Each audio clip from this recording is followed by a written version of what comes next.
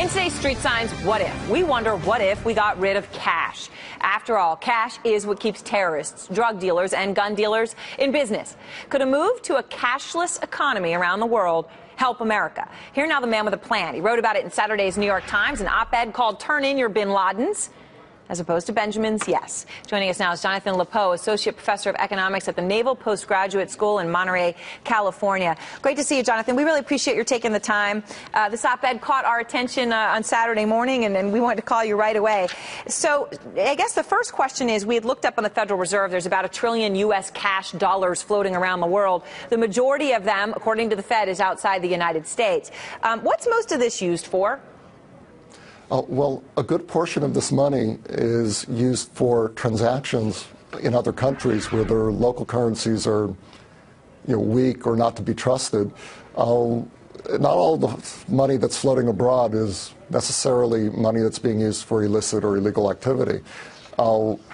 Countries in the third world depend a lot on the U.S. dollar as a means of exchange in the day-to-day economy.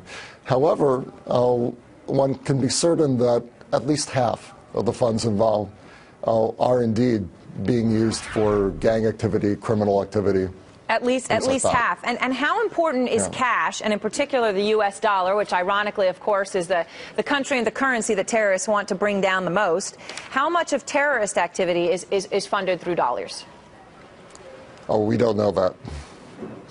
But I guess from the point of your op-ed would be it's important enough to people like the Taliban or Al-Qaeda that we need to get rid of the cash concept.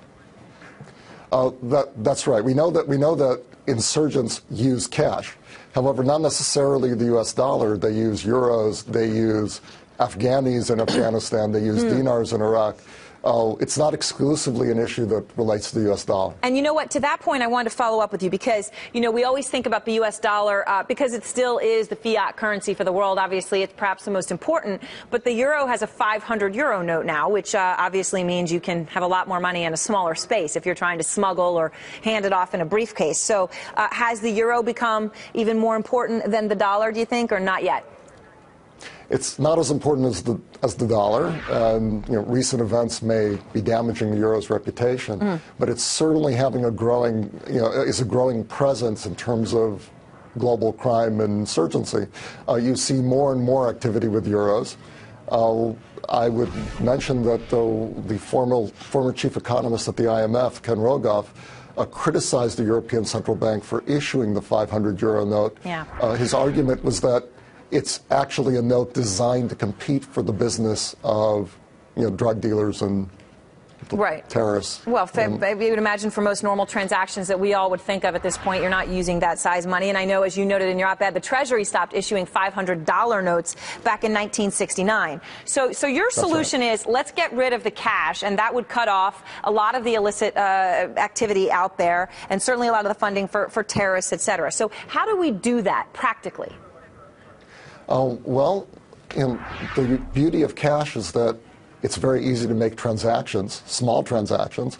We don't use cash anymore to buy a house or a car. Nobody wants to walk around with a suitcase full of money, but you still use cash to buy a Coke at a vending machine, or pay your parking at a parking vending machine at a meter. You still use cash for these things, because the cost of making a transaction like that electronically is simply too large relative to the size of the transactions involved. But we don't. However, for things like tolls, right? I mean, so it could be done. First of all, it certainly could be done. And with tolls, you see a very powerful example of how, as technology improves, our ability to toll efficiently without using cash has gotten better. 30 or 40 years ago, toll booths were a cause of congestion, as people would back up and be fiddling with their coins. And now you just drive right through with one of these fast pass magnetic technologies. These technologies are making it possible to do these kind of transactions at smaller and smaller scale all the time. And the bottom line is, quickly before we go, if we did come up with something, I don't know whether it's linked to your fingerprint or your social security number, whatever it might be, I guess in a sense you're going a national ID card sort of way, but it would require banks, right, to agree on a language around the world, so it would work everywhere.